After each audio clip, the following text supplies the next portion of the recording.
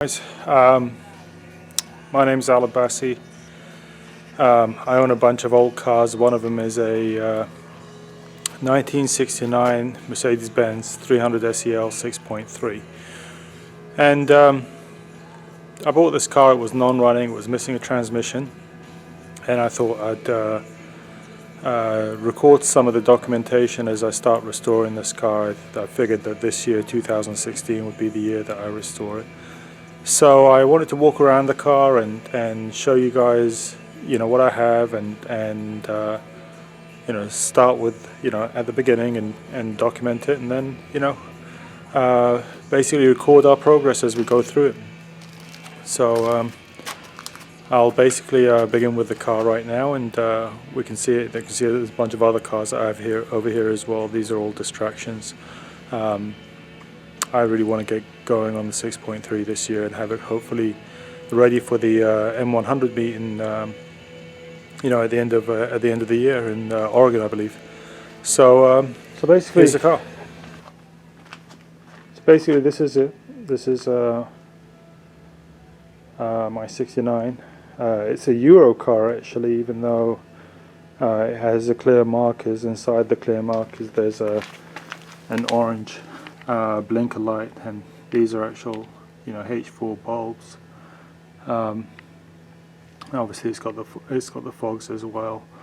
I bought this car from a gentleman here locally. It's a '69 Euro car. It's body's in pretty nice shape. It's very straight. When I bought the car, I think basically, it had stopped running. He said that he had it running for a while. I didn't know why it wasn't running. It was missing a transmission, which is interesting because a friend of mine who's also owned a 6.3 locally went high and low looking for a transmission a couple of years ago to help rebuild his, and the rebuilder eventually found one. So I'm assuming that the transmission came out of this car. So when I bought it, it didn't have a transmission. I ended up finding a transmission in Los Angeles, but it really wasn't good. It was seized up. It'd been sitting on the shelf for, I think the guy said, like 25-30 years. I did install it, but I couldn't get it to shift or do anything. I also tried to get the car running, and I was able to turn the engine over. The engine turns over fine, but it didn't want to run off the fuel system. It would fire if I sprayed carb cleaner in the intake.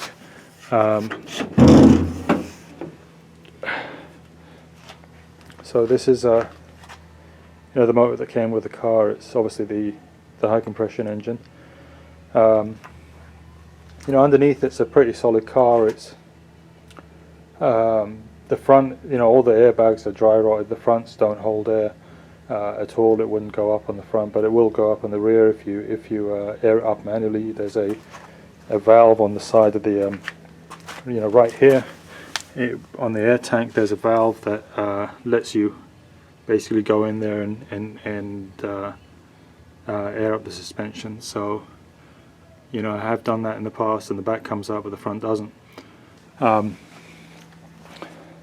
overall, I mean, excuse the amount of dust on this car. It's horrible, I know, but it's been sitting for a very, very long time here at my shop. Inside it's actually a pretty nice car. Just hope no critters come running out. So you can see the wood's in real nice shape. Let me just stop here and I'll get my light, and then that way I can show you better, because right now you can't really see much of anything.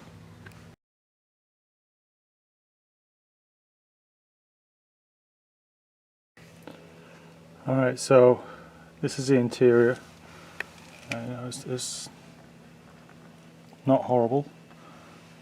Carpet's missing, but that's fine. You can see it's got the speedo in kilometers. The wood's in fantastic shape.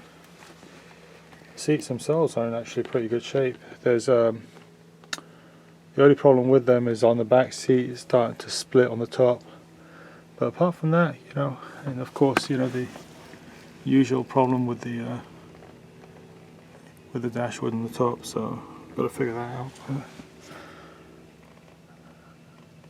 In any case, it's a nice interior. It's not bad. You know, I was trying to figure out what was wrong with it. So, you know, the ignition won't start the car. I had to, when I was cranking it. I was cranking it through like a remote starter. But I think that's to do with the neutral safety switch over anything else.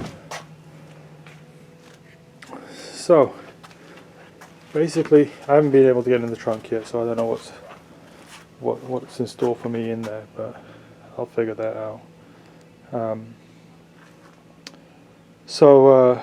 You know, rather than, you know, mess around with this engine and try to get it running and spend a fortune on injection pumps and all of that stuff, I actually found another 69 Euro 6.3 that had caught fire. It was a beautiful car up, you know, beforehand. Very early car, and it caught fire right at the fuel pump, and basically everything on the car burned up until the firewall on the engine bay. So the engine was in fantastic shape, but the inside was ruined, and you know, pretty much everything in the interior was in pretty bad shape. You know, above the carpets, and but you know, the firewall did its job, and the engine was actually in great shape. So, you know, I pulled that engine, I dropped it out from underneath. The airbags were in great shape. You know, the engine was in great shape. Everything looked like it was in really good shape, and I ended up basically pulling all of it in one piece. So this is the spare engine, and you know, you can see I mean, everything's real nice on it. You know, but these piece of rubber, I very rarely see that, and you know, it's there and it's in good shape. You know, all the belts were pretty much new. The airbags are in good shape. Can't see them very well here, but they are in good shape. You know, sway bar bushings, everything. You know, on this car was, whoever owned it spent some real money on it, and so the plan is, you know, to do this quickly, and by doing it quickly, what I want to do is basically put the car up on the lift, drop the engine out from underneath, and with the subframe, and you know, put this engine in, and see if I can, you know, it's got, you know, and the gearbox as well, which is, I assume is in good shape as well, and then pull this engine out and, you know, rebuild it some other day, you know. So you know, that's the plan. That's what I'd really like to do. So you know, I thought I'd do a video documentation on this effort, and this is effectively the first video, right? And you know, I'm hoping that you guys would basically follow it, and you know, I know that there's lots of M100 owners around the world that are probably bigger experts than I am, and I'm hoping that you guys could, you know, egg me on along the way, and give me some advice and pointers, and you know, I'm sure that I'm going to need some parts at some point, although I do have you know, a couple of cars that I can rely on. I have a second 6.3. This is a US car, and this one actually runs, but I bought it. It was the previous owner disassembled it and kind of lost interest in the project, so I bought it. And you know, I was really interested in this project. You know, I got the engine running, but it was running really rich, so I'm guessing the injection pump needs work, and so I've decided, you know, to basically park it for now and work on the other car first. You know, I'd like to get this one going at some other point as well, and you know, I have your obligatory 280SEL 4.5 parts car that I hope to use to help put both of these cars back together again. And of course there's a couple of 6.9s, because I do love my 6.9s. Those are really what got me into the M100, the M100 passion. So I'm hoping that you guys can egg me along, and I'll be working through all of these cars as we make progress. Anyway, thanks for watching.